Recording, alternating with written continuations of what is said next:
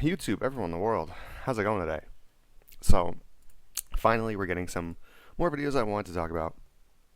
I want to talk about live services because I just came back to Halo Infinite after a while. But this gets to add a whole nother layer to it. So, let me go over to, 'cause this is the first one. This should be over here. Okay, so if you haven't known, if you don't know what a live service game is, it is essentially a game that is not done, that needs to be drip fed content because you can't release it the way that it's supposed to be. Otherwise, you don't get you don't get a complete game. So we get what's called live service bullshit from now on. You know what? I don't think I'm going to be able to show that on here. So I'll just talk, and then you can go look at the article itself. You see the website. So this week, a lot people have been talking about a lot of live service games have essentially been canceled.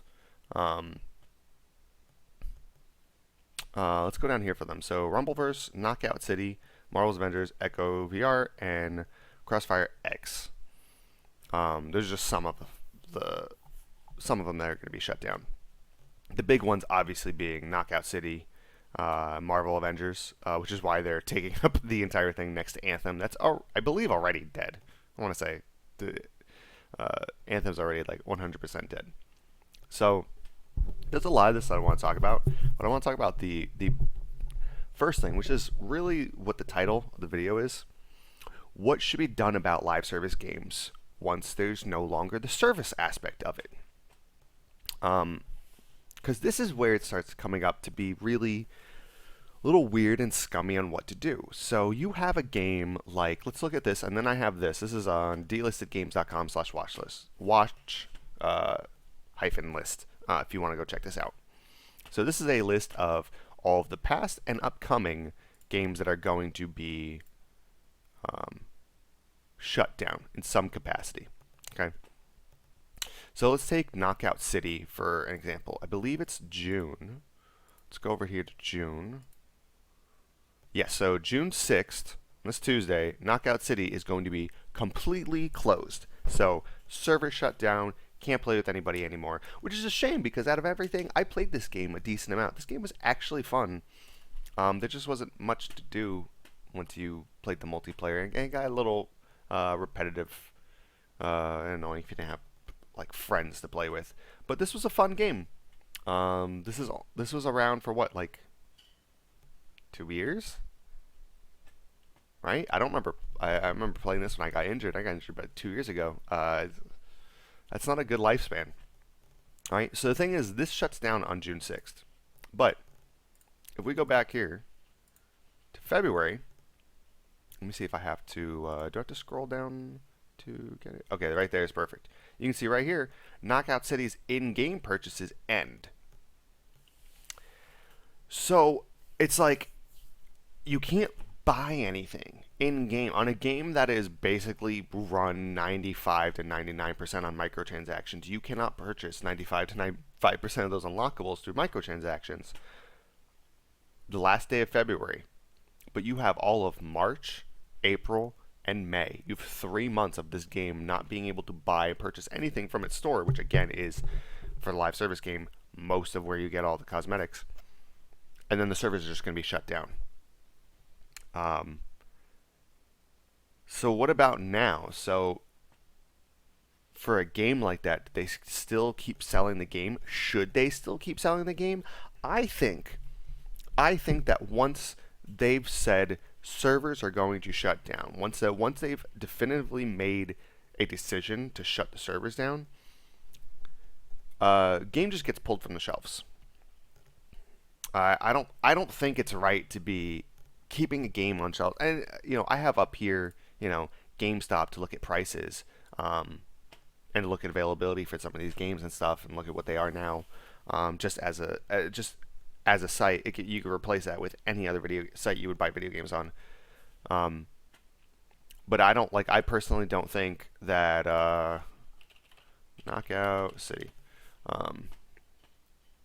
Knockout City is the online game. So what's another? Oh, Avengers is another one. Avengers. Marvel's Avengers. Yeah. So this right now, we'll use this as an example. Marvel's Avengers If I can get to it, I believe it's in August. It's the very last month. It's literally the last game that's been announced to be shut down. The last day, so September 30th, is Marvel Avengers last day. This is not buying microtransactions or anything. This game is shut down. I think to still have this game selling in stores, I don't really like this. Especially this, like something like this. Like, there's no reason to have on here collector's editions, right?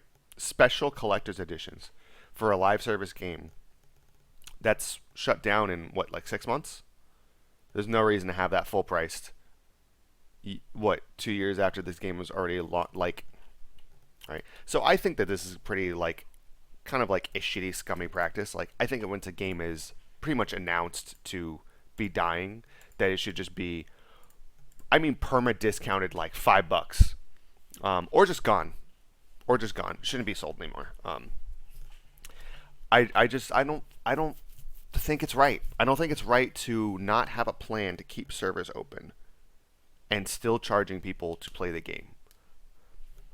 You know, you've decided as a company you're going to take money out of the project to shut the servers down.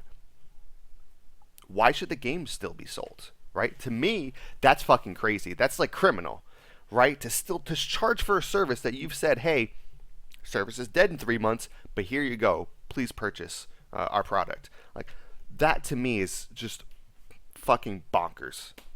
I don't get it. I don't like it. I don't like it at all. Yeah, and I think overall, because people are talking about now the course correction, what are games going to look like, what are live service games going to look like. So I want to talk about two things here. One, we're going to talk about current other live service games, how they will fare, how they'll go on, what made some of these games fail. And the other thing we're going to talk about are what the future is going to look like without these types of games as a service. So let's talk about the games that are already here. And I want to also talk about live service games versus AAA games. Let's talk about that real quickly, because I already got the watch list up. So we're going to go back a couple months, right? You can even see from here, from specifically next week. But we're going to go back, because we're going to end up back in February anyway. Where is I think it's November, correct? Is it November? Yes. So right down here, November 30th, there is this game. It's going to be ending its online features called Mega Man Powered Up. Right, now, for those of you who don't know Mega Man Powered Up, I'll show you. Mega Man Powered Up. Mega Man Powered Up is a PSP game that is a remake off of Mega Man 1. Totally different art direction, art style. It is the equivalent to, there was for you X fans, there's one called Maverick Hunter X for the PSP, which is essentially a Mega Man X1 remake. Again, new art style, direction, yada yada. So you're like, why the hell? You're like, I'm not a Mega Man fan. Why the hell does this matter? Why does any of this shit matter to me? As I close it out. So Mega Man Powered Up, because I wanted to look at this. Mega Man Powered Up is a game that came out in 2006. It came out in 2006 for the PSP. Okay? It's a PSP. This isn't on any other. This isn't on any other console. The only way this is played modern day for people who don't have a PSP is anybody who's got a computer and emulates on PSP. That's it. Maybe this game is on the PlayStation Plus collection. I don't think so as far as its PSP stuff. I'm pretty sure I would have tried it for a year just to play this game on my PS5. So this is a game that is 17 years old. As of this point, basically 16 years old. At this point, after 16 years in operation, this game will lose access to its user-created levels and official content today. This is a PSP, a small portable gaming system title that was a remake of one game, one old Mega Man game. You can say is basically, I'd say, the smallest Mega Man game as well. And this game had 16 years of online support. Why? There was a fandom, and it's a good game. there's a fandom and it's a good game. The developers made a game. It came out. It was complete. People liked it. The online capabilities that they had on there probably went much longer than they thought. They'd probably be like, hey, if people are still going to be making user levels and having online connectivity in this fucking PSP Mega Man game for 6 years, it's going to be good for us. Because we don't, they didn't intend to have the PSP that much longer. They were going to go upgrade to a new system, the Vita. I think PSP Go actually came out also before that too. But it's just like, this is what happens. The blueprints here make the good games. So why am I talking about this? This game, this $30 PSP title, that's a remake. It's a single remake. It's not like a collection. It's a single remake. This game had 16 years of online support. And you can't get 2 years out of Knockout City. You can't get 2 years out of Avengers. 2 years. You can't get 2 fucking years out of this game. Dude, is Mega Man powered up on here still? I'd be so... Okay, it's not. I'd laugh my ass off if Mega Man Powered Up was here and it was more expensive than Avengers. Yeah, it's just like, and then if you look at, like I said, next week specifically, older Medal of Honor titles, you can read more for the examples. FIFA 16 through 19.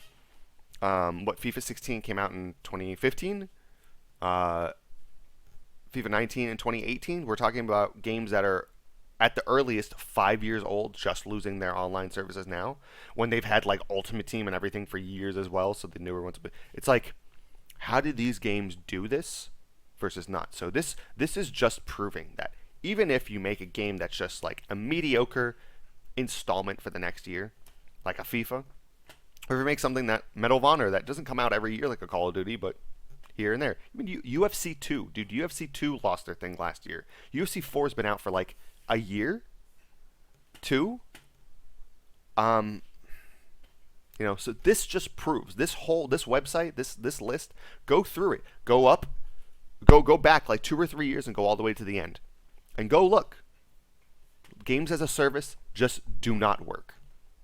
So why don't they work? What games of a service are there currently right now that work that these ones don't? Well, first off, these games as a service, these ones here, except Knockout City's the exception. Knockout City was just like not. So we'll talk about it. Anthem was a shit show. Anthem was not what it was promised. It's essentially the Cyberpunk before Cyberpunk came out. It was just a bunch of lies and bullshit and an unfinished and boring game. Nobody liked it after launch, and then it got drip fed almost nothing until the server shut down. Avengers came out a mess, but I would say within 2 months, month and a half, game is basically what it is now without DLC. Game was fine. It was playable. You could play the game. It was. Here's the thing: just incredibly boring, lackluster. Feels MCU. Feels very kiddish. No blood. No maturity there. Besides like Bruce Banner trying to hook up with Kamala Khan. It's just so mediocre. So even if it was just like I loved Avengers, it's just so mediocre. It's just not a great game. And Knockout City is just a game that's seems to be undone by everything else by a price tag. It's competing with Rocket League and Fortnite and at this point Overwatch 2 and Apex and Valorant and all these other ones that are all free to play. So it's a good game, but it's literally free to play. You go on to Steam, you go on to Epic, you go on to Xbox, you download your free to play games. This needs a subscription service. Otherwise, I believe you have to pay. Was it like $10? I might be. I'm not going to have a correction here, but I might be talking about the PlayStation 5 version because I played with a friend on PlayStation 5 and I played with people on Game Pass a while ago, so I do forget. I might have been like I had it through Game Pass so I could play Knockout City on my PC with my friends. And then it came out free for a month. For a certain month, it dropped for PlayStation 5, and then I played it with a friend. I think that's what it is. But either way, Knockout City just didn't have enough constant new content. Its gameplay was fun but stale at a certain point. It's not a shooter. It's an action dodgeball game. It was fun. It was interesting. It's just nothing that seemed to last too long. All right. So what's the difference between these games and something that's big right now? Fortnite. Fortnite is the create your own adventure, the game. Do you like crossovers? You're gonna like this. Do you like shooters? You're gonna like this. There's a building for the people who want to do building. There's extra modes for people who want to do the extra modes. Um, are you an anime fan? They got Dragon Ball. They got Naruto. What was it? One Punch Man. They have Halo. They have Star Wars. They are the just insert character into here. So it works on that level, and they're one of the first. So they just people just know their name. But Fortnite, as far as I can tell from playing Fortnite, does everything right. Other than the gameplay just takes forever getting in and out. Once you're in the gameplay with friends or with people, it's fun. The skins aren't atrociously priced, but there are decent deals. The battle passes is and has consistently been good. You've gotten for a while credits for playing the free-to-play battle pass, not having to buy it, just a free season pass. Like I said, the amount of skins they have, the variety, they're constantly changing up the map and the meta as well. So it's completely different. It's constantly different. It's changing. It's constantly changing and growing, which keeps things new. Which unfortunately, something like Knockout City didn't have. Right? Where you're like, what about something like hero based? Like, why did Avengers work? But something like let's say like Overwatch 2. Totally different games, but a game where you select a certain hero and a certain class and they're supposed to play a certain way. How does Overwatch 2 work and Avengers doesn't? Well, first off, Avengers, none of the characters feel different. Everything feels the same, bland, BS. It's not fun. B, Avengers are not free. If Avengers are free, if Avengers was a unreleased $20 multiplayer title and then there was $40 for the campaign, I think it would have succeeded a lot better. A lot better. You would have had a lot of people who were a lot less pissed about wasting $20 on a game that was fixed a couple weeks in, rather than $60 for a game that was fixed and just played like shit. But I spent $60 on this. Great. So it's like a lot of these games now are, I would say, succeeding because they just are the top dogs. But it's kind of like Twitch. It's kind of like at a certain point, there's going to be a cap on how many people can have how many viewers at a time at a certain given time, because there's only so many people on the planet. So it's like when you're given such a small test group, it's like you can't get outside of that. If all you have is 5 pounds of flour, you can't make something that requires more than that 5 pounds of flour, right? So it's the same kind of thing here of like I'm just going in circles. It's the same kind of thing. It's like this doesn't work. There's only so many people who would play this specific game. You've got to get it right on launch. And the problem is that other than Knockout City, which I would just say was kind of bare bones and didn't have much to add on launch, none of these games on launch delivered. That's the big thing. The only exceptions are things like Overwatch 2, which already had a pre-establishing like, hey, everything Overwatch 1 worked, bringing it over, making some adjustments. And yeah, like the game didn't work from there, but once the game started working a weekend, people forgave it more. I don't know why. I think it's a shit shell of what Overwatch 1 was, but whatever. Same thing with something like Rocket League. People have been playing it for so long, they're just going to keep playing. But there's nothing to replace Rocket League. All right? These games aren't making they aren't leading the charge, and they aren't replacing anything. So unfortunately, I see this model is going to just start crumbling like dominoes. So I think the big runners here, I think the Fortnite, Rocket League, Valorant, / Apex. I'm not familiar with both of them, but one of them will always at least be there because they're real shooters that are much better than something like Fortnite. But like these games are here. I wouldn't even say they're here to stay. They're just here. Overwatch 2, is Overwatch 2 here to stay?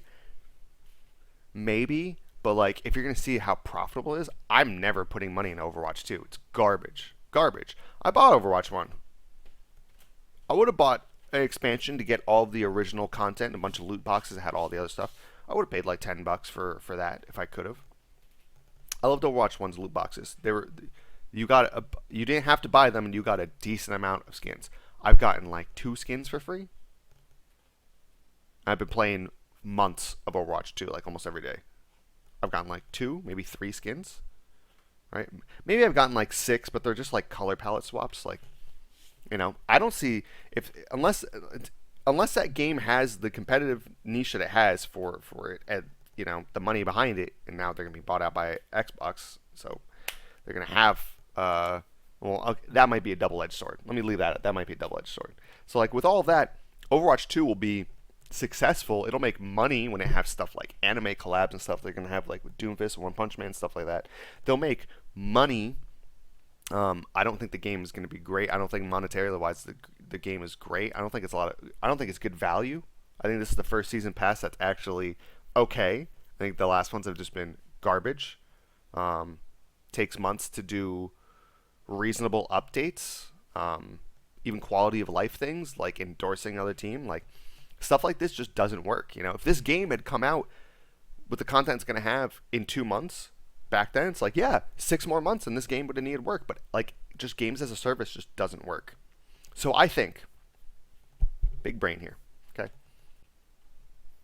okay, so I'm not going to redo the entire screen and everything, and I already closed down all those tabs. I'm just in the middle of editing it and realized that this had already, would be like a 35-minute video, so I decided to cut part 1 up, and then part 2 will be up either the next day or later in the next day, so within 48 hours. So this is going to be part 1, and then part 2 is going to be talking about the rest that I didn't get to finish in the video. I just wanted to separate it so people weren't, watching a 35-minute video that had just like 6 topics. So yeah, I'll catch you next time, and have a good one.